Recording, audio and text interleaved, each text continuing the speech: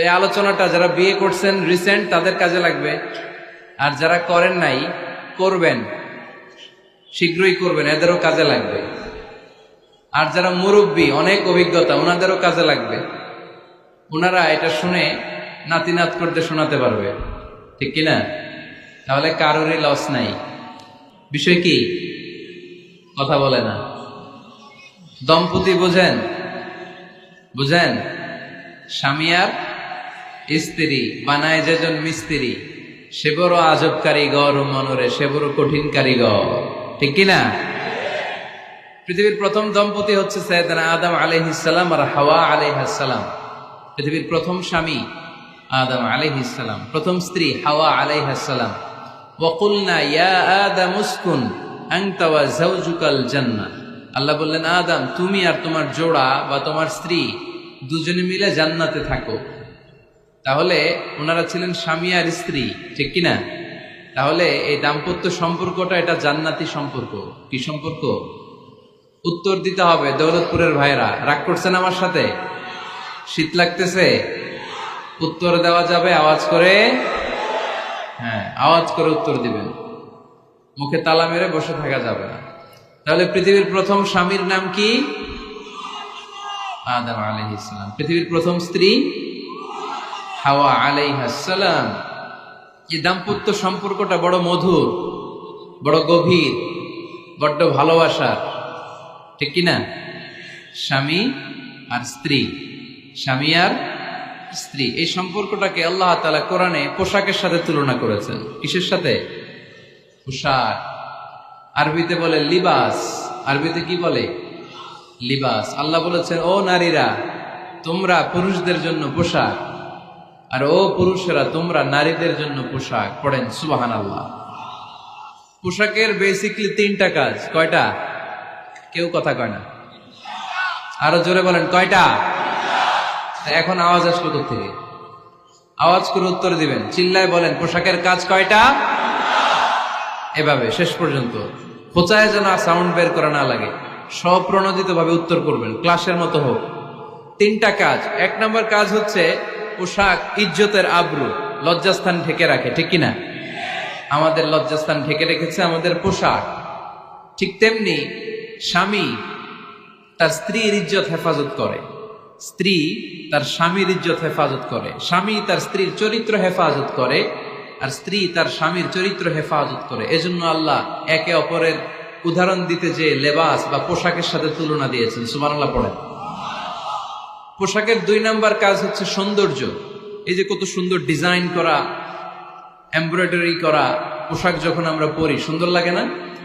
তেমনি পুরুষের চোখে নারী সুন্দর, নারীর চোখে পুরুষ সুন্দর, স্বামীর চোখে স্ত্রী সুন্দর, স্ত্রীর চোখে স্বামী সুন্দর। সুবহানাল্লাহ পড়েন। পোশাকের তিন নাম্বার কাজ হচ্ছে কমফোর্ট, আরাম দেয়া, প্রশান্তি দেয়া। শীতকালে এই যে আমরা ব্লেজার পরেছি, জ্যাকেট পরেছি, অনেকে চাদর গায়ে দিয়েছেন, কেউ মাথায় রুমাল দিয়েছেন, কেউ গলায় মাফলার দিয়েছেন, একটা উষ্ণ উষ্ণ আরাম আছে না নাই? আবার গরমের কালে পাতলা সুতি কটনের কাপড় পরলে একটা আরাম আছে না নাই? তাহলে পোশাক পরলে যেমনি আমাদের দেহ প্রশান্ত হয়, আরাম পাওয়া যায়, তেমনি স্বামী স্ত্রীর স্পর্শ পেলে সে আরাম পায়, তার হৃদয়টা প্রশান্ত করে দেয় কে? আবার স্ত্রী স্বামীর সঙ্গ পেলে তার মধ্যে প্রশান্তি এনে দেয় কে? এজন্য রব্বুল আলামিন বলেন, হুন্না লিবাসুল লাকুম ওয়া আনতুম লিবাসুল লাহুন্না। ও দুনিয়ার নারীরা, তোমরা হলে পুরুষদের জন্য পোশাক, পুরুষ হলো নারীদের জন্য পোশাক। সুবহানাল্লাহ পড়েন। পোশাক যেমনি ইজ্জত আবরুর হেফাজত করে, তেমনি স্বামী স্ত্রী একে অপরের ইজ্জত হেফাজত করে। পোশাক যেমনি সৌন্দর্য বাড়ায়, স্বামীর চোখে স্ত্রী সুন্দর, স্ত্রীর চোখে স্বামী সুন্দর। পোশাক যেমনি আরাম দেয়, স্বামী তার স্ত্রীর স্পর্শ পেলে, স্ত্রী তার স্বামীর স্পর্শ পেলে হৃদয়ে প্রশান্তি অনুভব করে, ঠিক কিনা?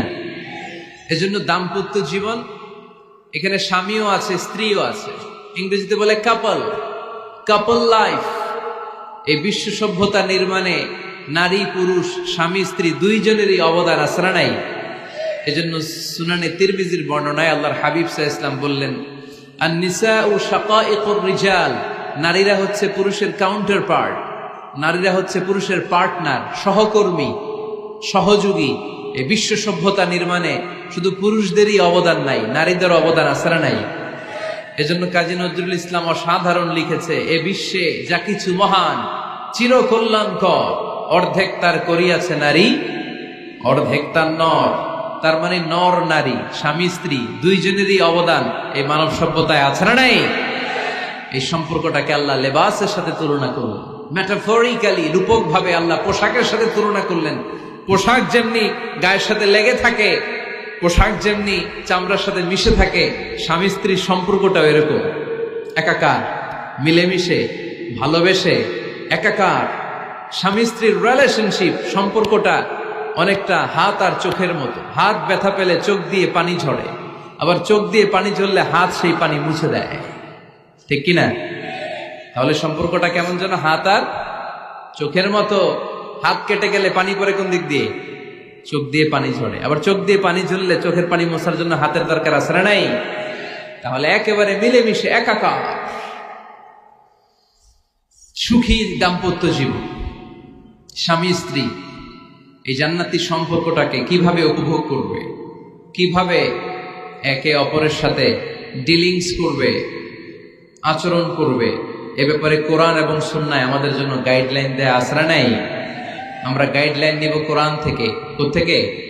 কোরআন থেকে আর সুন্নাহ থেকে। কারণ এই কোরআন আর সুন্নাহ আমাদেরকে সঠিক জীবন দর্শন শিখায়, কিভাবে এই পৃথিবীতে চললে পৃথিবীতেও সুখ, আবার আখেরাতেও সুখ, এর সব দিক নির্দেশনা কোরআনে আছে না নাই? তাহলে এই যে স্বামী স্ত্রীর দাম্পত্য জীবন, এক্ষেত্রে প্রত্যেককে আল্লাহ তাআলা কিছু দায়িত্ব দিয়েছে। আজকে দায়িত্বগুলোর ব্যাপারে আমরা শুনব। স্ব স্থানে থেকে প্রত্যেকেই, স্বামী যদি স্বামীর দায়িত্ব পালন করে, স্ত্রী যদি স্ত্রীর দায়িত্বটুকু পালন করে, তাহলে দাম্পত্য জীবনটাকে জান্নাতি দাম্পত্য সুখ দিয়ে ভরে দিবে কে? আল্লাহ। আমাদের প্রত্যেকের দাম্পত্য জীবন সুখী হোক, সমৃদ্ধ হোক, আমরা চাই কি চাই না? অনেকে বলে হুজুর সুখ নাই, সুখ নাই, ঘরের ভেতরে গেলেই জাহান্নাম। আহা, কথা শোনে না আমার। আবার স্ত্রীরা বলে হুজুর দোয়া করবেন, পরকিয়া করে, খালি এসএমএস পাঠায়, আমারে ভাল লাগে না, এখন এখন অন্যদিকে ঘুরে। এরকম আসরা নাই? দুই দিক থেকে অভিযোগ। বোনদের জন্য কোনো প্যান্ডেল ট্যান্ডেল আছে নাকি আজকে? হ্যাঁ, দিনের বেলা সমাবেশ ছিল তো, এটা হয়ে গেছে তো মাইকের সাউন্ড নিশ্চয়ই। এই এদিকে উঠছে কে? টান দেন এদেরকে ধরে, টানেন টানেন, টাইনা বসান বসান, টান দেন টান দেন, হুজুরে ধরেন, হুজুরে ধরেন। ধরতে পারেন নাই হুজুরে? ধরছেন? হ্যাঁ, টান দেন। এই তো, টাইনা বসান। এদিকে তাকান, এদিকে হয়েছে, হ্যাঁ বসাই দিচ্ছে। এইভাবে চলবে একেবারে শেষ পর্যন্ত। উঠলে খবর আছে। শুরুতে সুযোগ দিয়েছি, সুযোগ নেন নাই। তো আমরা প্রথমে স্বামীর দায়িত্ব শুনবো। দাম্পত্য জীবনে স্বামীকে আল্লাহ তাআলা কি দায়িত্ব দিয়েছে, তারপর স্ত্রীকে আল্লাহ তাআলা কি দায়িত্ব দিয়েছে, এবং দুইজনের আবার কালেকটিভ সম্মিলিত কিছু দায়িত্ব আছে, এগুলো আমরা শুনবো। শুনতে রাজি আছেন তো?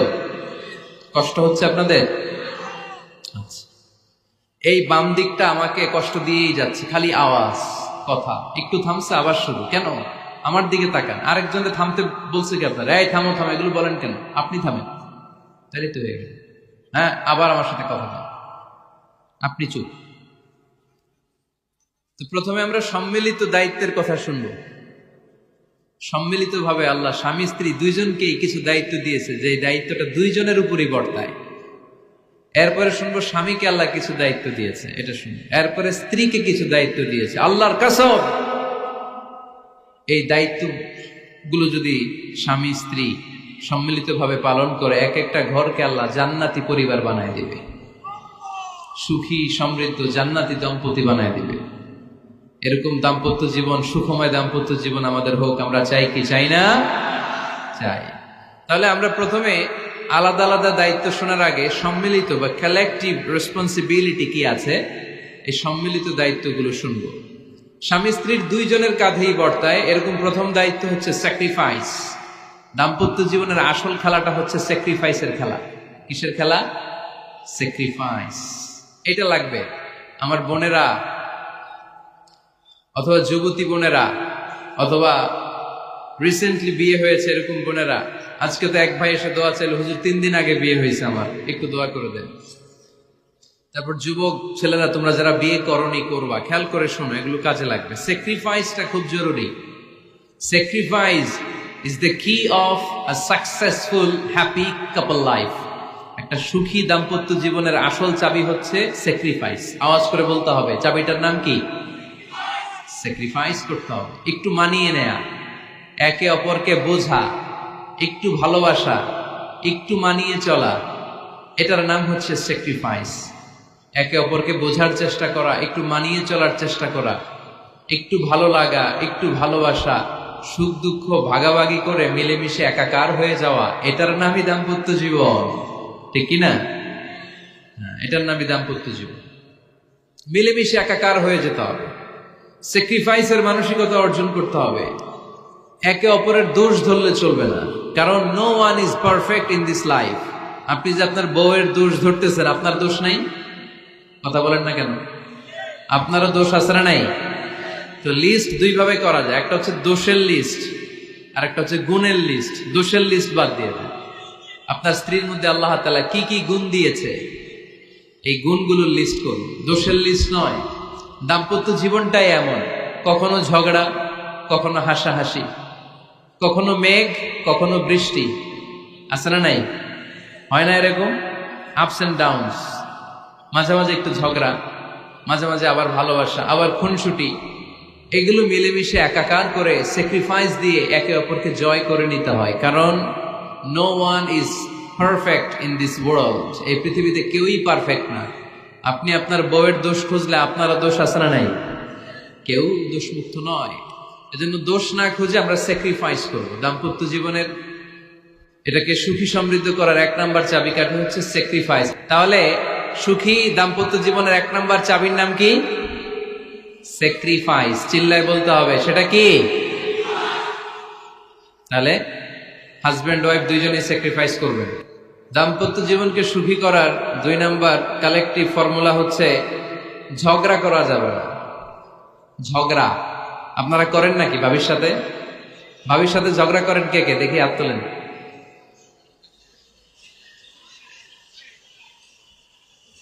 এদিকে সব আল্লাহর ওলি, এরা ঝগড়া টগড়া করে না। আপনি করেন? এই সাহসী সন্তান আছে কিছু, মাশাআল্লাহ। ঠিক আছে, বেশি করেন না আবার।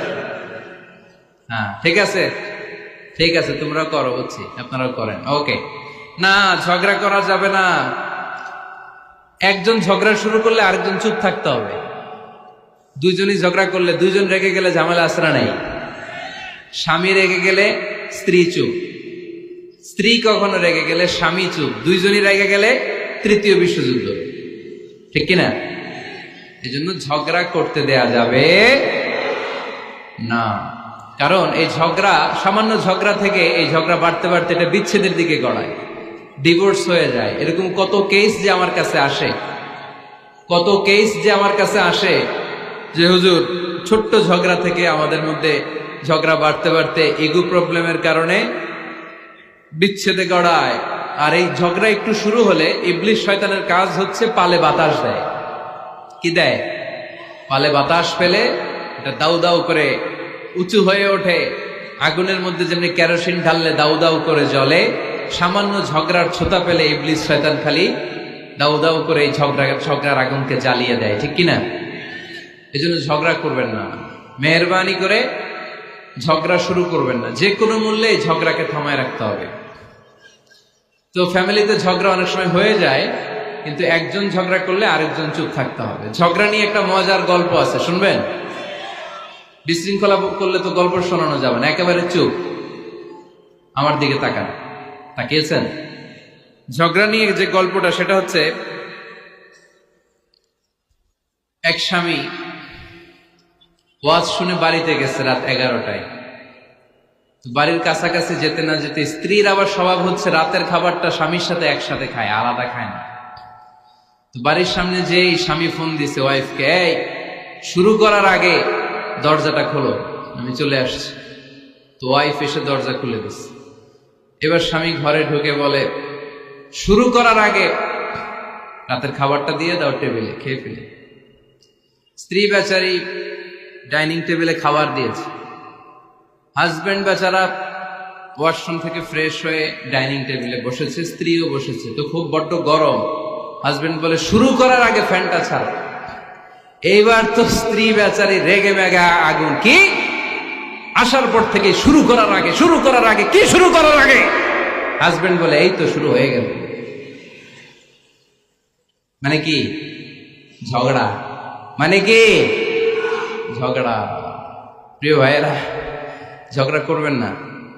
স্বামী রেগে গেলে স্ত্রী চুপ থাকবেন, স্ত্রী রেগে গেলে স্বামী চুপ থাকবেন। কারণ সহিহ মুসলিমে এসেছে, ইন্না ইবলিসা ইয়াদাউ আরশাহু আলাল মা। ইবলিস শয়তান তার সিংহাসন গেড়েছে সাগরের উপর। কোথায়? ইবলিসের সিংহাসন কোথায়? সাগরের উপর। সুম্মা ইয়াবআসু সারায়াহু, সে প্রতিদিন সকালবেলা তার সাঙ্গপাঙ্গরে গোটা পৃথিবীতে পাঠায়, যা পৃথিবীতে ফাসাদ সৃষ্টি কর। ইবলিস যখন সাঙ্গপাঙ্গদেরকে গোটা পৃথিবীতে ছড়িয়ে দেয়, সারাদিন ধোকা দেওয়ার পরে, ওয়াসওয়াসা দেওয়ার পরে, রাত্রিবেলা ইবলিসের কাছে ফিরে আসে, এসে বলে, ও ইবলিস, আমি আজকে আল্লাহর বান্দাদেরকে দিয়ে মিথ্যা কথা বলিয়েছি। ইবলিস বলে, এটা তো কোনো ব্যাপারই না, এগুলাই তো তোদের কাজ। আরেক শয়তান বলে, আমি ওজনে কম দিয়েছি একজনের মাধ্যমে বাজারে। ইবলিস বলে, এটাও তেমন বড় কোনো কাজ নয়। আরেকজন বলে, আমি সুদের ডিলিংস করিয়েছি। ইবলিস বলে, এটাও কোনো কাজ নয়। আরেক শয়তান বলে, আমি মদের আড্ডাখানায় নিয়ে মসজিদে যেতে নিয়েছিল, সেখান থেকে সরিয়ে মদের আড্ডাখানায় আল্লাহর বান্দাদেরকে নিয়েছি। ইবলিস বলে, এইটাও তেমন বড় কোনো কাজ নয়। আরেক শয়তান এসে বলে, মা তারাকতুহু হাত্তা ফাররাকতু বাইনাহু ওয়া বাইনা ইমরাআতিহি, আমি এক আল্লাহর বান্দার সাথে বান্দির ঝগড়া লাগিয়ে ঝগড়া করাতে করাতে তালাক পর্যন্ত নিয়ে গিয়েছি।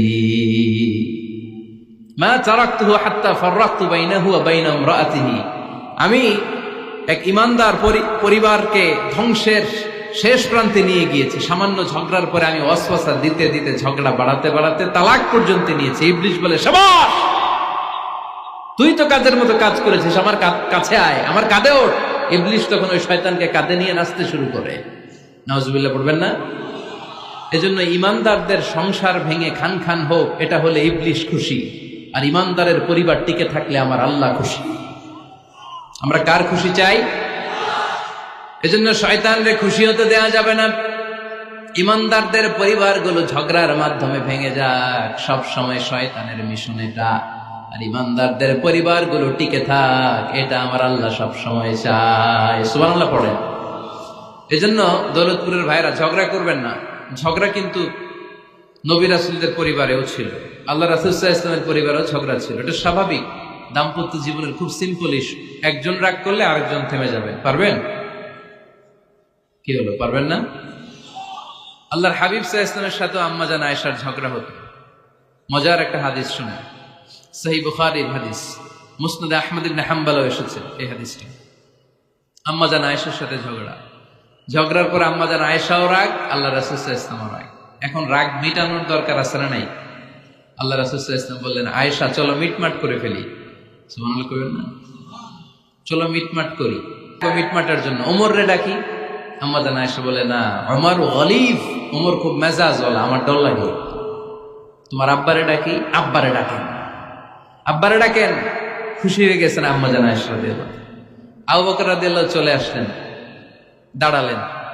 এবার বিষ্ণু সাল্লাল্লাহু আলাইহি ওয়াসাল্লাম বললেন, তাতাকাল্লিমিন আও আতাকাল্লাম, কি ঘটছে আমাদের মাঝে, তুমি বলবা না আমি বলবো?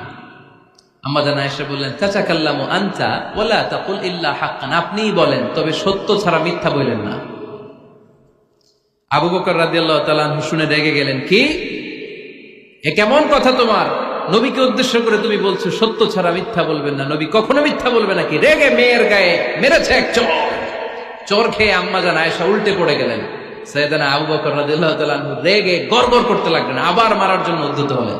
আম্মা জান আয়েশা রাদিয়াল্লাহু তাআলা আনহু বাঁচার জন্য এবার বিশ্বনবীর পিছনে যে আশ্রয় নিলেন। সুবহানাল্লাহ পড়বেন না? বিশ্বনবী সাইয়েদনা আবু বকরের সামনে দুই হাত মেলে ভেবে দাঁড়িয়ে গেলেন। আল্লাহর হাবিব যখন আম্মা জান আয়েশাকে বাঁচানোর জন্য দুই হাত উঁচু করে দাঁড়িয়ে গেলেন, সাইয়েদনা আবু বকর থেমে গেলেন। সাইয়েদনা আবু বকর এই পরিস্থিতি দেখে ঘর থেকে বের হয়ে ঘরের বাইরে দাঁড়ালেন। এবার আল্লাহ রাসূল সাল্লাল্লাহু আলাইহি ওয়াসাল্লাম আম্মা জান আয়েশাকে তুললেন, বললেন, ইয়া আয়েশা কাইফা রাআইতিনি আনকাসতুকি মিনার রাজুল, দেখলা নাকি কেমন করে আমি তোমার বাবার হাত থেকে তোমারে বাঁচালাম। আজকে আমি যদি সামনে দাঁড়িয়ে না বাঁচাতাম, তোমার বাবা তোমারে একেবারে মেরেই ফেলতো। সুবহানাল্লাহ পড়ে। দেখছো আয়েশা, আমি বাঁচাইলাম তোমারে, আমার সাথে ঝগড়া করো, আমি বাঁচাইলাম। এই কথা শুনে আম্মা জান আয়েশা রাদিয়াল্লাহু তাআলা লজ্জায় পড়ে হেসে দিলেন। সুবহানাল্লাহ পড়বেন না? এত আস্তে সুবহানাল্লাহ। লজ্জায় হেসে দিলেন। বিষ্ণু ঈসা ইসলাম এবার হেসে দিলেন। দুইজনের হাসাহাসি শুনে বাইরে থেকে আবু বকর রাদিয়াল্লাহু তাআলা আনহু হাসির আওয়াজ শুনে অবাক, কিরে এতক্ষণ যুদ্ধ, এখন আবার হাসি কেন? হাসে দেখার জন্য সাইয়েদনা আবু বকর রাদিয়াল্লাহু তাআলা আনহু ঘরের ভেতরে ঢুকলেন। ঢুকে দেখেন আম্মা জান আয়েশাও হাসে, বিশ্বনবীও হাসে, সাইয়েদনা আবু বকর হেসে দিলেন। আরশের উপর থেকে খুশি হয়ে গেলেন কে? এবার সাইয়েদনা আবু বকর বলেন, ইয়া রাসূলুল্লাহ, ইয়া হাবিবাল্লাহ, আশরিকানি ফি সিলমিকুমা কামা আশরাকতুমানি ফি হারবিকুমা। নবী গো, আপনাদের দুইজনের মধ্যে যুদ্ধ লাগলে যেমনি মিটমাট করার জন্য আপনি আমারে ডাকেন, আপনাদের এই আনন্দ ঘন মুহূর্তগুলোতে শরীক হওয়ার জন্য মাঝে মাঝে আমারে ডাইকে। সুবহানাল্লাহ পড়েন।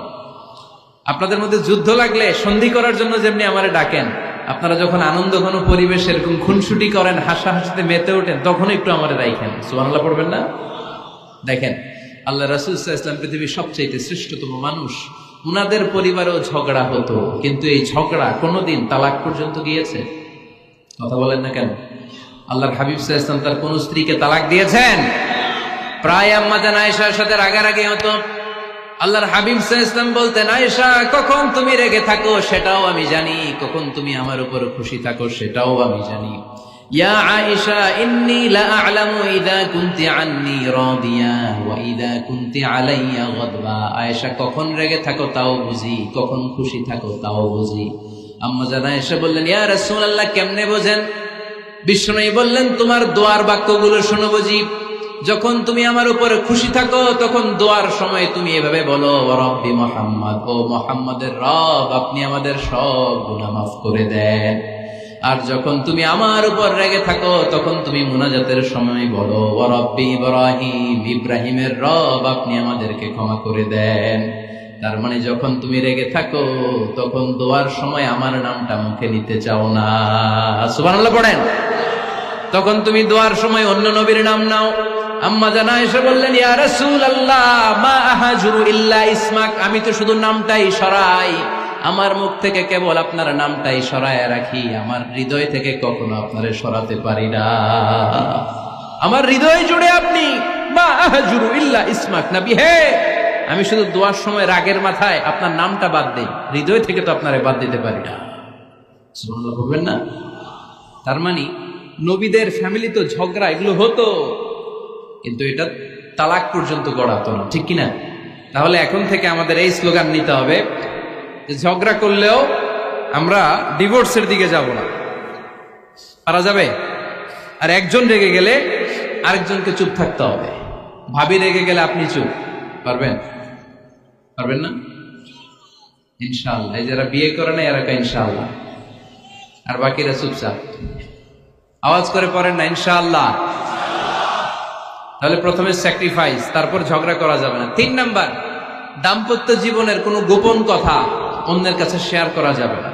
হাদিসে এসেছে, এটাকে বলা হয়েছে আ'যামুল আমানা, এটা সবচেয়ে বড় আমানত। যারা দাম্পত্য জীবনের একান্ত বিষয় কারোর সাথে শেয়ার করে তারা সবচেয়ে বড় কবিরা গুনাহ করে। আশরারুন নাস বলেছেন বিশ্বনবী এদেরকে, সবচেয়ে নিকৃষ্ট মানুষ।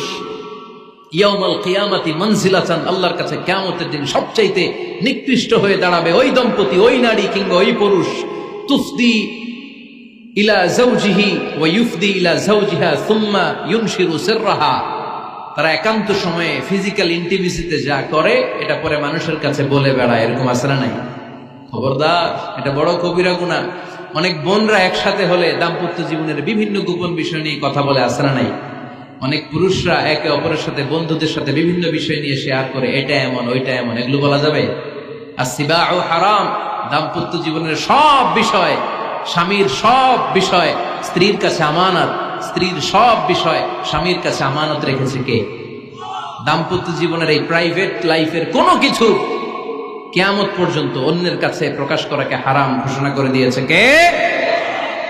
এজন্য খবরদার আমার বোনেরা, একসাথে মহিলারা হলে পেটের কথা পিঠের কথা সব বের করে দেয়, আসরা নাই কিছু থাকে না, সব বের হয়ে যায়। খবরদার, সব বললেও দাম্পত্য জীবনের কোনো কথা শেয়ার করা যাবে।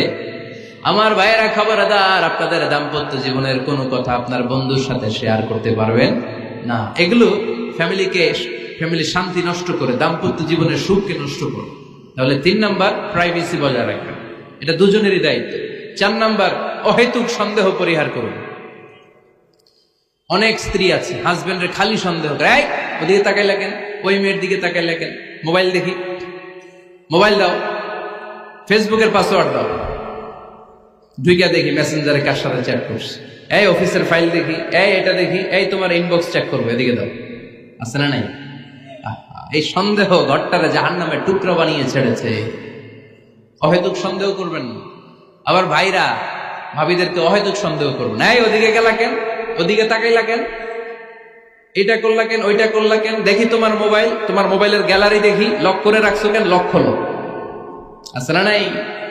অহেতুক সন্দেহ ফ্যামিলিটারে জাহান্নামের টুকরা বানিয়ে দেয়। হ্যাঁ, ভ্যালিড কোনো অপরাধ যদি স্বামী করে ফেলে, ভ্যালিড কোনো অপরাধ যদি স্ত্রী করে ফেলে, পরকীয়ার কোনো বিষয় যদি প্রমাণিত হয়, বসেন, কনসাল্ট করেন, একে অপরের সাথে কথা বলেন, জিজ্ঞেস করেন।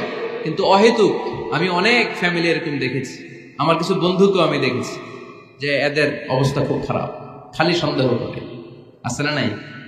সন্দেহের রোগটা বড় রোগ, এই রোগ থেকে বেরিয়ে আসতে হবে। অহেতুক সন্দেহ করা যাবে না। 5 নাম্বার, হাজব্যান্ড ওয়াইফের দায়িত্ব হচ্ছে একে অপরের সহযোগী হতে হবে, সহকর্মী। আল্লাহর জান্নাত পাওয়ার ক্ষেত্রে একে অপরের সহযোগী। আপনি একা জান্নাতে যাবেন, ভাবি জাহান্নামে, এটা আপনি চান? জি না, আওয়াজ নাই আমগো গলায়। আপনি এটা চান? ভাবি একা জান্নাতে যাবে, আপনি যাবেন না, এটা ভাবি চায়? চায় না। তাহলে গেলে একসাথেই যান না, একসাথেই যান, একসাথেই যাবেন, আলাদা না। এজন্য আল্লাহর আনুগত্যে, আল্লাহর ইবাদতে, দাম্পত্য জীবনে একে অপরের সহযোগী হতে হবে। স্বামী ভুল করলে স্ত্রী সুন্দর করে শুধরে দিবে, স্ত্রী ভুল করলে স্বামী শুধরে দিবে। ফজরের সময় স্ত্রী হাজবেন্ডকে ডেকে দিবে, উঠতে না চাইলে ঠান্ডা পানির ছিটা দিবে। কারণ জান্নাতে একা যাওয়া যাবে না, গেলে দুইজনই যাবে, কথা কয় না? দুইজনেই জান্নাতে যাওয়ার দরকার আছে না নাই? যত বেশি আপনারা আল্লাহর আনুগত্যে আগাতে পারবেন, তত আপনাদের মহাব্বত বাড়াই দিবে কে? এই যে হাজবেন্ড ওয়াইফের ভালোবাসাটাকে বলে লাভ পিরামিড। কি pyramid? Love pyramid, like triangle, ত্রিভুজ আকৃতির। হাজবেন্ড ওয়াইফের ভালোবাসাটা ত্রিভুজ আকৃতির। The closer the couple comes to Allah, the closer they comes to each other. Husband wife যত বেশি আল্লাহর কাছে যাবে, তারা নিজেরাও নিজেদের তত কাছে যাবে। হাজবেন্ড ওয়াইফ আল্লাহর সম্পর্ক থেকে যত দূরে সরে যাবে, তারা নিজেরাও নিজেদের থেকে তত দূরে সরে যাবে। ঠিক কিনা? ত্রিভুজ চিনেন আপনারা? হ্যাঁ, এই জিওয়, কয়েকজন জিওয়, আপনারা ত্রিভুজ চিনেন না? চিনি, জিওয়, ঠিক আছে। ত্রিভুজের কয় কোণা? হ্যাঁ, 3 কোণা। এই যে এরকম লাভ পিরামিড, 3 কোণা। এই উপরের কোণায় আল্লাহর অবস্থান, আর এই কোণায় স্বামী, এই কোণায় স্ত্রী। তো তারা আল্লাহর দিকে যত যাবে, নিজেরাও তত কাছে যাবে। আর তারা আল্লাহর সম্পর্ক থেকে যত দূরে চলে যাবে, নিজেদের মধ্যে দূরত্ব বাড়তে থাকবে। ঠিক কিনা? পিরামিডটা বুঝতে পারছেন? ত্রিভুজ আকৃতির সম্পর্কটা লাভ পিরামিড এরকম, 3 কোণা। উপরের কোণায় থাকে আল্লাহ, এদিকে স্বামী, এদিকে স্ত্রী। তারা যদি আল্লাহর কাছে উভয়ে যেতে চায়, উভয়ে কাছাকাছি আসতেছে না? কথা বলেন না কেন? আর আল্লাহর আনুগত্য ইবাদত থেকে দুইজন যদি দূরে সরে যায়, তাহলে দুজনের দূরত্ব বাড়িয়ে দেয় কে? এজন্য স্বামী হবে স্ত্রীর সহযোগী, সহকর্মী। নামাজের সময় একে অপরকে ডেকে দিবেন, মোবাইলে অ্যালার্ম দিয়ে রাখবেন। স্বামী স্ত্রীর ডাকেন, স্ত্রী স্বামীরে ডাকেন। স্বামী স্ত্রীকে কোরআন তেলাওয়াত শোনাবেন, স্ত্রী স্বামীরে কোরআন তেলাওয়াত শোনাবেন। ফ্যামিলিটারে জান্নাতি ফ্যামিলি বানায় দিবে কে? তাহলে এই 5টার দায়িত্ব কালেকটিভ রেসপন্সিবিলিটি, স্বামীর উপরও বর্তায়, স্ত্রীর উপরও বর্তায়। এগুলো মেনে চললে দাম্পত্য জীবন সুখকর করে দিবে কে? মনোযোগ আছে? কষ্ট হচ্ছে? এবার আমরা হাজবেন্ডের দায়িত্ব শুনব। হাজবেন্ডের প্রথম দায়িত্ব হচ্ছে, হাজবেন্ড হচ্ছে caretaker of the family, in charge, protector. আর রিজালু কাওয়ামুনা আলান নিসা। আল্লাহ বললেন স্বামী হলো তার স্ত্রীর ইনচার্জ, প্রোটেক্টর, স্ত্রীকে সুরক্ষা দিবে, স্ত্রীকে টেক কেয়ার করবে, স্ত্রীর দায়িত্বে থাকবে। এই দাম্পত্য জীবনের দুইজনের সংসারকে, সংসারের মধ্যে স্বামীকে দায়িত্বশীল বানিয়েছে কে? পুরুষ দায়িত্বশীল। পুরুষ কখনো নারীর ক্ষতি করে না, সুপুরুষ নারীর ক্ষতি করে না, ঠিক কিনা? গোটা পুরুষ সমাজ নারী সমাজের সুরক্ষা দিবে। যেগুলো নারীকে একান্তে পেলে রেপ করে, যে ঢাকা বিশ্ববিদ্যালয়ে একটা রেপের ঘটনা ঘটছে না, যে এই বেয়াদবটা এই কাজ করেছে, এটা কি পুরুষ না কুপুরুষ? এটা কি সুপুরুষ না কুপুরুষ? সুপুরুষ নারীর প্রোটেকশন দেয়, নারীর টেক কেয়ার করে, তার ইনচার্জ, তার দায়িত্বশীল। দাম্পত্য জীবনে অর্থনৈতিক যত দায় দায়িত্ব আছে সব আল্লাহ তাআলা পুরুষের কাঁধে দিয়েছে। কার কাঁধে? এই দাম্পত্য লাইফে নারীর কোন অর্থনৈতিক দায় দায়িত্ব নারীর কাঁধে আল্লাহ দেয় নাই। এজন্য সব অর্থনৈতিক দায়িত্ব পুরুষের ঘাড়ে। 4টা অর্থনৈতিক দায়িত্ব আছে। পুরুষ নারীকে মহারণা দিবে, পুরুষ নারীকে খাবারের ব্যবস্থা করবে, পুরুষ নারীকে পোশাকের ব্যবস্থা করবে, পুরুষ নারীর জন্য রেসিডেন্সিয়াল ব্যবস্থা করবে, ঠিক কিনা? وآتوا النساء صدقاتهن نحلة فإن طبن لكم عن شيء منه نفسا فكلوه هنيئا مريئا। সুবহানাল্লাহ পড়ে। সব স্বামীদেরকে আল্লাহ ডেকে বললেন, ও স্বামীরা শোনো শোনো, বিয়ের পর সাথে সাথে স্ত্রীর কাছে তুমি মোহরানা আদায় করে দাও। মোহর দেয়া নফল নাকি ফরজ? জোরে বলেন। তোমরা কি দাও? সিলটি পুলা মোহরানা দাও? হ্যাঁ, মোহরানা দিতায় নাকি যৌতুক খাইতা? ফিতা করতা? হ্যাঁ, কি দিব? মোহরানা দিব। মোহরানা দেয়াকে ফরজ করেছে কে? আল্লাহ। তো মোহর দিতে টাকা লাগে না? এই টাকার দায়িত্ব পুরুষের ঘাড়ে দিছে কে? 2 নাম্বার দায়িত্ব, আলাল মাউলুদি লাহু রিজকুহুন্না ওয়া কিসওয়াতুহুন্না বিল মা'রুফ। স্বামী স্ত্রীর জন্য খাদ্যের ব্যবস্থা করবে, পোশাকের ব্যবস্থা করবে। 3 নাম্বার, ওয়াসকিনুহুন্না মিন হাইসু সাকানতুম মিন ওয়াজদিকুম। নিজের সামর্থ্যের মধ্যে থেকে স্ত্রীর জন্য রেসিডেন্সিয়াল একটা এরিয়ার ব্যবস্থা করে দিবে। সুবহানাল্লাহ পড়ো। তাহলে অর্থনৈতিক দায়িত্বের মধ্যে 4টা: মোহরানা দেয়া, মিলস খাবারের ব্যবস্থা করা, মানে ফুডিং এন্ড ক্লোথিং, পোশাকের ব্যবস্থা করা, সর্বশেষ রেসিডেন্সিয়াল ব্যবস্থা করা। এই যে অর্থনৈতিক সব দায়িত্ব, খরচ যেখানেই আছে, সব দায়িত্বগুলো পুরুষের কাঁধে দিল কে? চিল্লায় বলেন কে?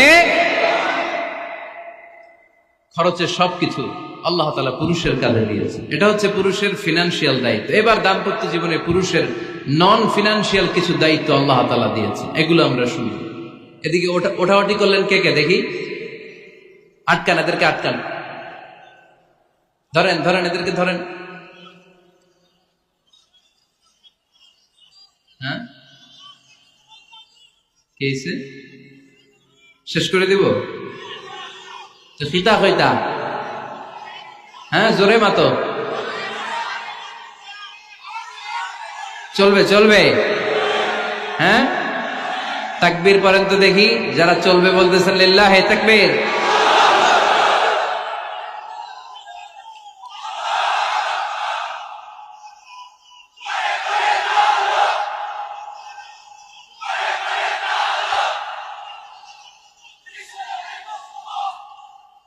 মাশাআল্লাহ মাশাআল্লাহ। এবার দাম্পত্য জীবনে নন ফিনান্সিয়াল পুরুষের যে দায়িত্ব আছে সেটা আমরা শুনবো। 1 নাম্বার দায়িত্ব হচ্ছে, স্বামীর উচিত স্ত্রীর সাথে ভালো আচরণ করা। ভালো আচরণ করেন তো আপনারা? জি হয়। এই শুধু উনি করে, বাকিরা খিতা কর্তা,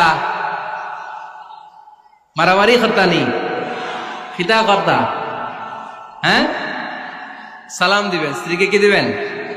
আল্লাহ বললেন, ওয়া আশিরুহুন্না বিল মা'রুফ।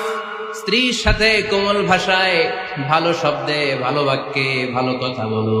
স্ত্রীর সাথে খারাপ আচরণ করো না। স্ত্রীকে দেখলে তুমি মুচকি হাসি দাও। অনেক স্বামী আছে কখনো স্ত্রীকে দেখলে মুচকি হাসি দেয় না, চেহারাটা বাংলা পাসের মতো এরকম করে রাখে, আছে না নাই? দৌলতপুরের লোকের অবশ্য অনেক ভালো, এই যে সবার মুখে হাসি, মুচকি হাসি। হাসেন তো, মুচকি হাসি দেন তো একটা। আওয়াজ করলে মুচকি হাসি হয় নাকি? এটা মুচকি হাসি, দাঁত দেখা যাবে না, সাউন্ড হবে না, শুধু এখানে একটু এক চিলতে হাসির একটা ঝলক করবে, এটার বলে মুচকি হাসি। কানা রাসূলুল্লাহ সাল্লাল্লাহু আলাইহি ওয়াসাল্লাম আকসারু তাবাসসুমান, আল্লাহর হাবিব সাল্লাল্লাহু আলাইহি ওয়াসাল্লাম সব সময় মুচকি হাসতেন। অনেকে আছে চেহারা গোমরা করে রাখে, জীবনেও হাসে না, এরকম আছে না নাই? দেখছেন এরকম আছে? এলাকায় তো নাই না? আছে। হাসবেন, হাসবেন। মুচকি হাসতে পয়সা লাগে না, পয়সা লাগে? এজন্য হাসবেন। আল্লাহর হাবিব সাল্লাল্লাহু আলাইহি ওয়াসাল্লাম বলেছেন ফাস্তাউসু বিন-নিসাই খায়রা, নারীর সাথে ভালো আচরণ করো। নারীদেরকে বাঁকা পাঁজরের হাড় দিয়ে তৈরি করা হয়েছে। এই হাড়কে সোজা করতে গেলে ভেঙে যাবে, রেখে দিলে বাঁকাই থেকে যাবে। তো কি করতে হবে? ফাস্তাউসু বিন-নিসাই খায়রা, কোমল আচরণ করো। আবার আল্লাহর হাবিব সাল্লাল্লাহু আলাইহি ওয়াসাল্লাম বললেন রিফকাম বিল কাওয়ারিদ, নারীদেরকে কাচের তৈজসপত্র বাসনের সাথে, গ্লাসের সাথে আল্লাহর হাবিব সাল্লাল্লাহু আলাইহি ওয়াসাল্লাম তুলনা করলেন। কাচের তৈজসপত্র, কাচের গ্লাস, কাচের প্লেট যেমনি আস্তে তুলতে হয়, আস্তে রাখতে হয়, নারীদের সাথে এরকম কোমল আচরণ করার আদেশ দিয়েছে কে? কাচের গ্লাস, তৈজসপত্র, জগ কিভাবে রাখেন আপনারা? খুব জোরে এরকম থপাস করে নাকি? উঠানোর সময় থপাস করে উঠান? খুব স্মুথলি এটা ধরতে হয়, স্মুথলি এটা রাখতে হয়। তেমনি নারীদের সাথেও স্মুথলি আচরণ করবেন। নারীদেরকে যত আপনি কোমল মোলায়েম ভাষায় কথা বলতে পারবেন, তারা তত আপনার কথা শুনবে। যত সুন্দর সুন্দর কথা, নারীকে, স্ত্রীকে বলবেন তুমি আমার সব, তুমি আমার কৈতরি, তুমি আমার টুনটুনি, তুমি আমার ময়না পাখি, তুমি আমার সোনা পাখি। ওই যে কয় কলিজা, তার মানে প্র্যাকটিস চলে বাসায়। আর কি ডাকেন? ভাবিরে কি ডাকেন বলেন? জান।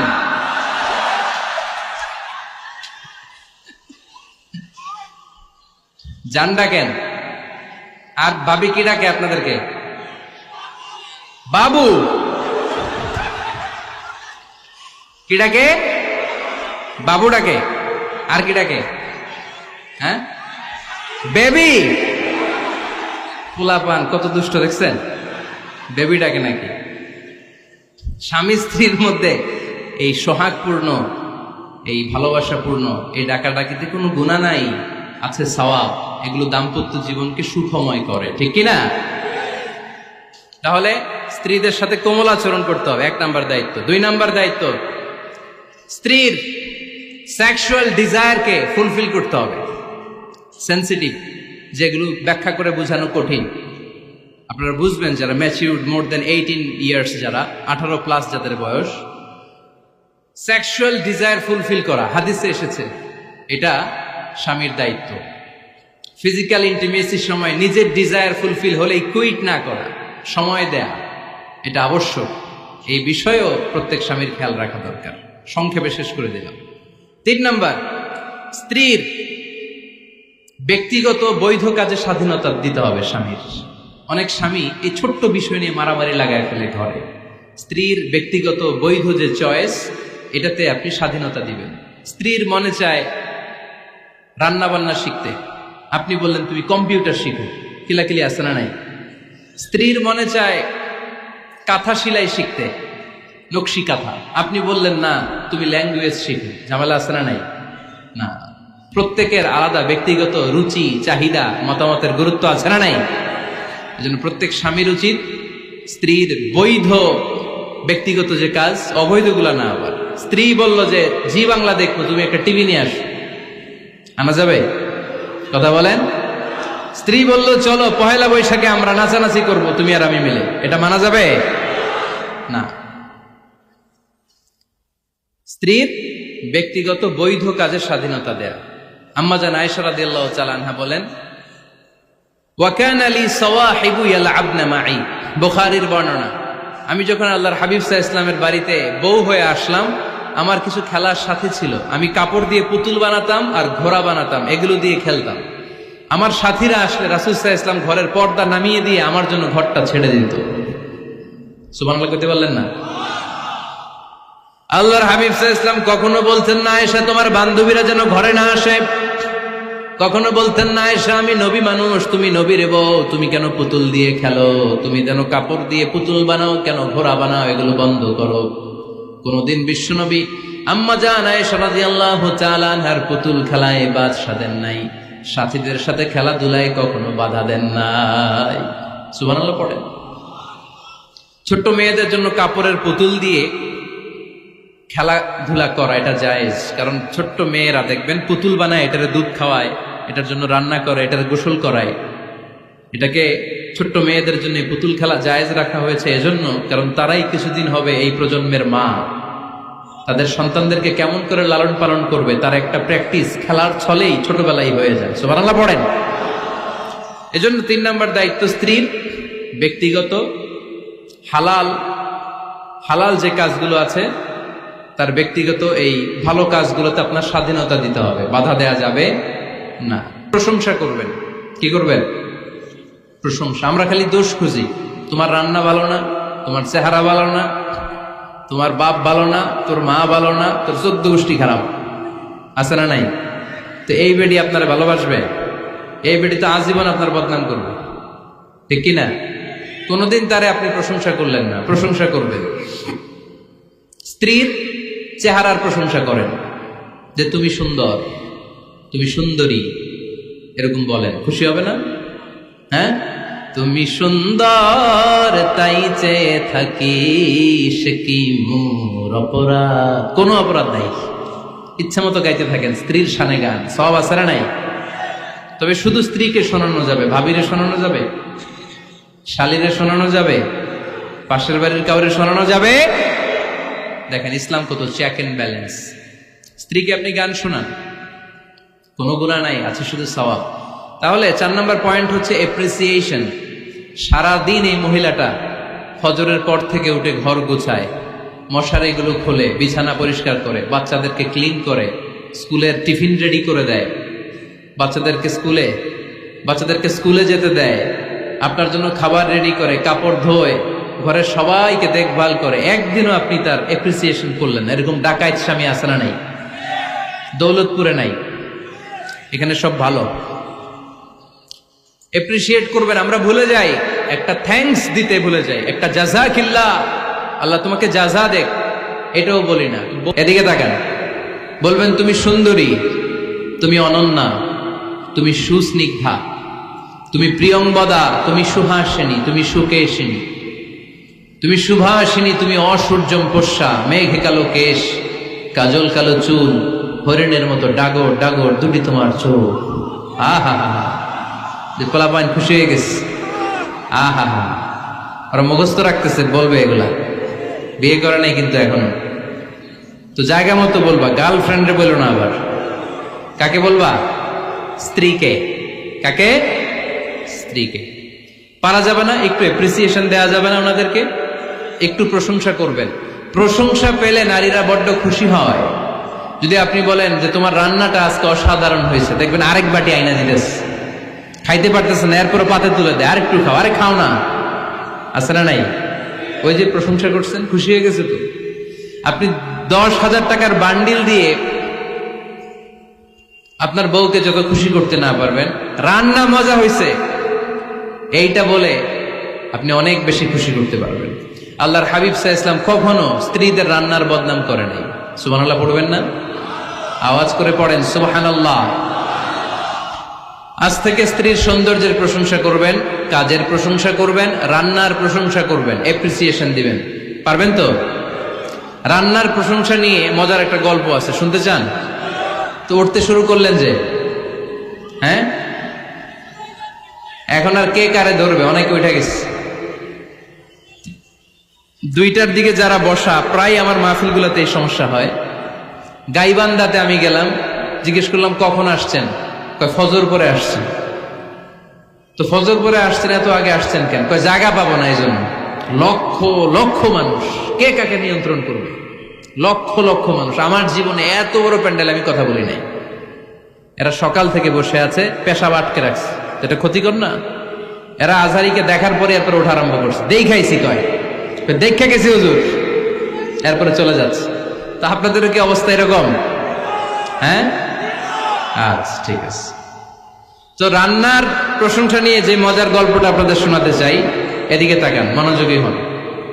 আমার ওয়াজ শুনে এক লোক মনে মনে নিয়ত করছে যে আয়রে, জীবনে তো রান্নার প্রশংসা করলাম না, আজকে রান্নার প্রশংসা করব। তো মাহফিল শেষে বাসায় গেছে, স্ত্রী তাকে খাবার দিয়েছে, স্বামী খাবার খায় আর মিটি মিটি হাসে। স্ত্রী বলে, এই মাহফিল শুনে আসছো, রাত বাজে 12টা, খাচ্ছ ভালো কথা, হাসো কেন? তো স্বামী বলে, হাসি এর কারণ হচ্ছে তোমার রান্নাটা আজকে এত মজা হয়েছে না জীবনে, আজকে বাড়াই বাড়াই পেতেছে তো, জীবনে এত মজার রান্না খাই নাই, রান্না মজা হয়েছে শুই না। স্ত্রী তো রেগে গেছে, কি গত 10 বছর ধরে তোমারে রান্না করে খাওয়াই, একদিনও রান্নার প্রশংসা করলা না, আর আজকে পাশের ঘরের ভাবি একটু গরুর গোশতের তরকারি পাঠাইছিল বাটিতে করে, পাশের ঘরের ভাবি একটু আমাদের বাড়িতে তরকারি পাঠাইছিল, তো ওই তরকারি দিয়েই তোমাকে খাবার দিছি, আজকে রান্না টান্না আমি করি নাই। তো ওই বেটির রান্না তোমার এত ভাল লাগছে, এই 10 বছরে একদিনও কইলা না, আজকে এটা কইলা, খাও খাও, তোমার মজার খাওয়া, আর রান্ধুন না। তো প্রশংসা করলে বুঝে শুনে করবেন, একটু এনশিওর হবেন যে রান্নাটা করছিল কে, তা না হইলে কিন্তু ঘরে চুলায় আগুন জ্বলবে না, টানা রোজা রাখা লাগবে, ঠিক কিনা? তো 4 নাম্বার গেল এপ্রিসিয়েশন, একটু এপ্রিসিয়েশন দিবেন।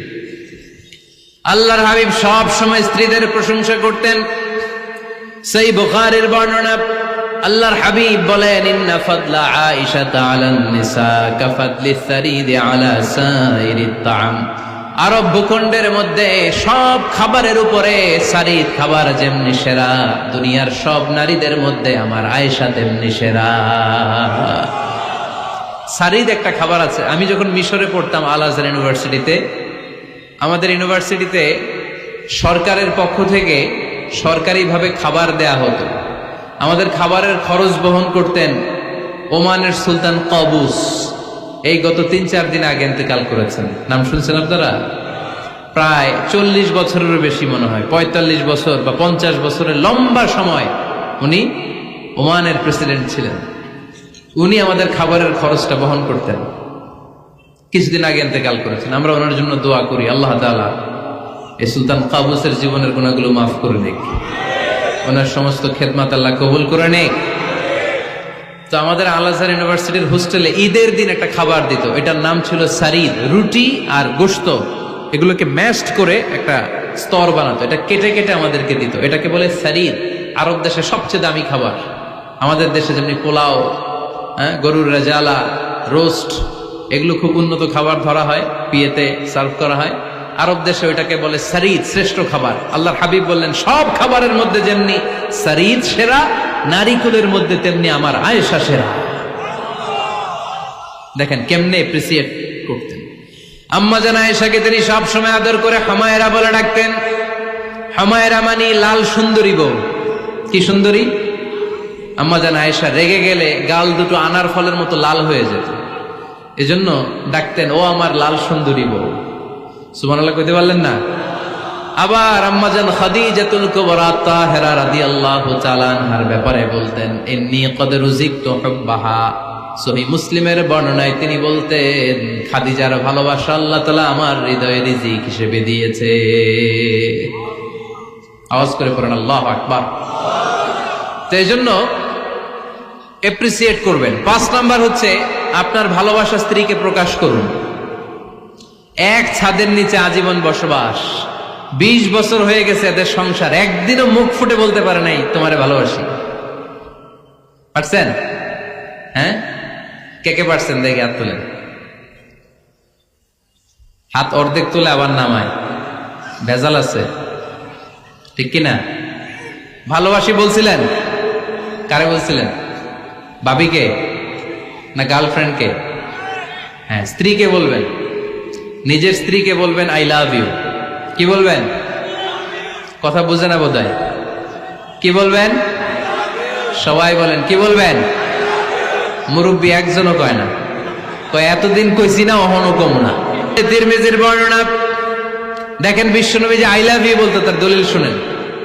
সাহাবারা জিজ্ঞেস করলেন, ইয়া রাসূলুল্লাহ, মান আহাব্বুন নাস ইলাইক, ও নবী কারে সবচেয়ে বেশি ভালোবাসেন? Who do you love the most? নবী কাকে সবচেয়ে বেশি লাভ করেন আপনি?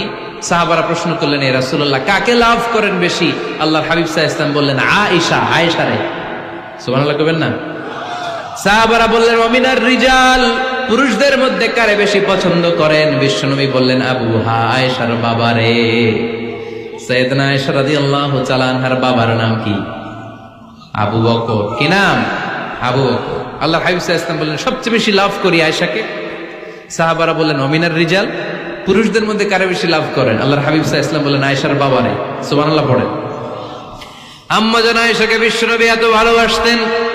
আম্মা জান আয়েশা পেয়ালার যেইখানে ঠোঁট লাগিয়ে দুধ পান করতেন, বিশ্বনবী পেয়ালার ওই জায়গাটা খুঁজে খুঁজে ওই জায়গায় ঠোঁট লাগিয়ে দুধ পান করতেন।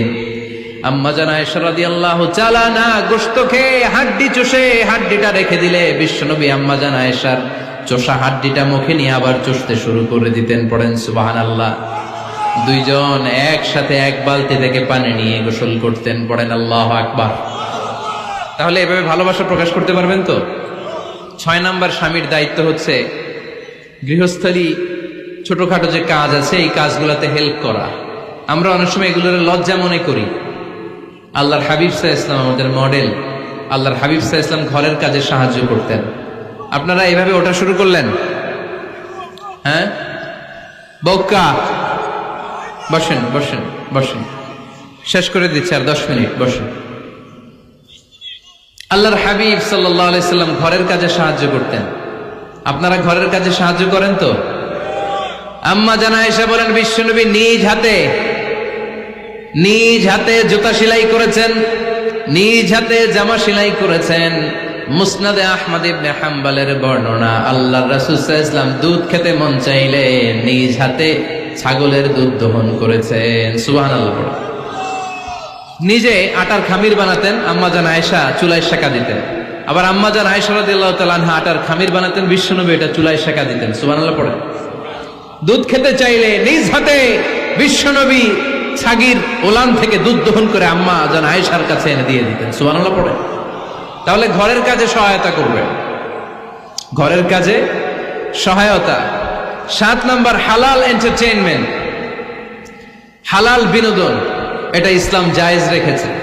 অনেকে আমরা বিনোদনটাকে হারাম মনে করি, এরকম আছে না নেই?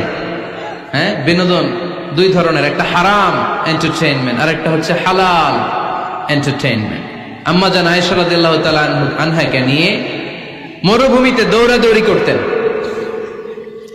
ভাবির সাথে দৌড়াদৌড়ি করছেন কারা কারা? দেখি হাত তোলেন। হ্যাঁ, দৌড়াদৌড়ি করছেন কোথায়? যৌতুকের লাগে হেতেরে দৌড়াইছেন? হেতি বাসাল্লাই দিছে দৌড়, এই দৌড়াদৌড়ি না। আম্মা জান আয়েশা রাদিয়াল্লাহু তাআলা আনহার সাথে বিশ্বনবী মরুভূমিতে দৌড়াদৌড়ি করেছেন। বলেছেন, আয়েশা দেখো কে কার আগে ওই খেজুর বাগান ধরতে পারে, তুমি আগে না আমি আগে। একবার বিশ্বনবী জিতলেন, তার 7 বছর পরে প্রথমে আম্মা জান আয়েশা রাদিয়াল্লাহু তাআলা আনহা ওই দৌড়ে জিতলেন। তার 7 বছর পরে বিশ্বনবী জিতে আম্মা জান আয়েশাকে হারায় দিলেন। পড়েন সুবহানাল্লাহ। ঈদের দিন আম্মা জান আয়েশাকে হাবাসি সাহাবাদের তীর আর বল্লম দিয়ে যে খেলা চলতেই খেলা দেখাতেন। সুবহানাল্লাহ পড়েন। বিশ্বনবী খেলা দেখাতেন আম্মা জান আয়েশাকে। এই হচ্ছে স্বামীর দায়িত্ব। হালাল এন্টারটেইনমেন্ট আপনি করতে পারবেন। বসেন, দোয়া করে দিচ্ছি, বসেন। বুঝতে পারছি অনেক আগে আসছেন আপনারা। বসেন, বসে যান, এখনই দোয়া হচ্ছে। বসেন বসেন বসেন বসেন, এখনই দোয়া করব। বসে যান, বসে যান। বউকা মাদ্রাসার বিল্ডিং এর কন্ট্রাক্টরের জন্য দোয়া চেয়েছেন, আমরা দোয়া করি আল্লাহ কবুল করুক। আমার ছেলে মেয়ের বিয়ের বয়স হয়ে গেল, পরিবারে বিয়ের কথা বলতে পারি না, লজ্জায়। আহারে কি কষ্ট।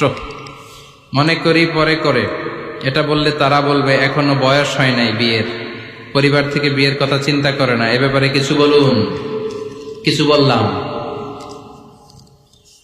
এই সমস্যা পুরো বাংলাদেশে, ছেলে মেয়েদেরকে সময় মতো বিয়ে দেয় না। ইউটিউবে এই নিয়ে আমার কথাবার্তা পাবেন, শুনে নিয়ে। ছেলের বাবা মেয়ের বাবাদেরকে বলি, ছেলে মেয়েরা উপযুক্ত হলে বিয়ে দিয়ে দেন। বিয়ে না দিলে যৌবনের তাড়নায় যত পাপ করবে, এই পাপগুলো মা বাবার কাঁধেও আশ্রা নেই। আচ্ছা, 8 নাম্বার স্বামীর দায়িত্ব হচ্ছে, স্বামীর দায়িত্ব বলেই এখন দোয়া। স্ত্রীর মতামতের গুরুত্ব দিবেন। অনেক স্বামী আছে বাজার করতে গেলে নিজের যেটা মন চায় ওইটাই কিনে, আসরা নাই? নিজে গরু খাবে, খাসি খাবে, খালি ওইটাই কিনে। আপনার বউ হয়তো পছন্দ করে আচার, পছন্দ করে জলপাই, আমড়া, এগুলো আনে না, আসরা নাই? খোঁজ খবর নিবে। অনেকে ফ্ল্যাট কিনতে মনে চায়, হুট করে কিনে ফেলে না। ভাবিরে জিজ্ঞেস করবেন কোন দিকে কিনলে ভালো হয়, ওয়াশরুমটা কোন দিকে দিতে হবে, কিচেনটা কোন দিকে দিলে সুবিধা, জানালাগুলো কোথায় দিলে সুবিধা, এগুলো সব ডিসাইড করে নিবেন। এই কারণেই দাম্পত্য জীবনে সুখ নাই। 9 নাম্বার, একসাথে সময় কাটাবেন। 6 মাসের বেশি কোন লোক তার স্ত্রীর অনুমতি ছাড়া বাইরে যে প্রবাস জীবন কাটাতে পারবে না। এদেশের অনেক লোক প্রবাসে সময় কাটায়। 6 মাসের বেশি স্ত্রীকে রেখে দিয়ে কোনো হাজবেন্ড বিদেশে থাকতে পারবে না। সিলেটিরা লন্ডনে থাকে, 6 মাস পরেই আসতে হবে, ঠিক কিনা? সর্বশেষ কথা হচ্ছে, স্ত্রীর জন্য দোয়া করবেন। স্বামীর পক্ষ থেকে স্ত্রীর জন্য দোয়া, এটার গুরুত্ব আছে না নাই?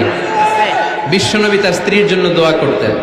স্ত্রীর জন্য দোয়া করবেন, রব্বানা হাব লানা মিন আজওয়াজিনা ওয়া যুররিয়াতিনা কুররাতা আ'য়ুন ওয়াজআলনা লিল মুত্তাকিনা ইমামা। ও আল্লাহ, আমার স্ত্রীদেরকে, আমার সন্তানদেরকে আমার চক্ষু শীতলকারী বানিয়ে দেন। পড়েন আমিন। আল্লাহ আমার স্ত্রীকে এমন বানান, স্ত্রীকে দেখলেই যেন আমার হৃদয়টা প্রশান্ত হয়, আমার চোখ যেন জুড়িয়ে যায়। এই 10টা দায়িত্ব স্বামীর সুখী দাম্পত্য জীবনের জন্য। স্ত্রীর দায়িত্ব আজকে বলার সুযোগ হলো না, অন্য কোথাও অন্য কোনো মাহফিলে এই বিষয় নিয়ে আলোচনা করব, যে একটা সুখী দাম্পত্য জীবনের জন্য স্ত্রীকে আল্লাহ কি দায়িত্ব দিয়েছে। এই দায়িত্বগুলো আপনারা ইউটিউব থেকে শুনে নেবেন। আপনারা সবাই ভালো থাকুন, সুস্থ থাকুন, সুন্দর থাকুন।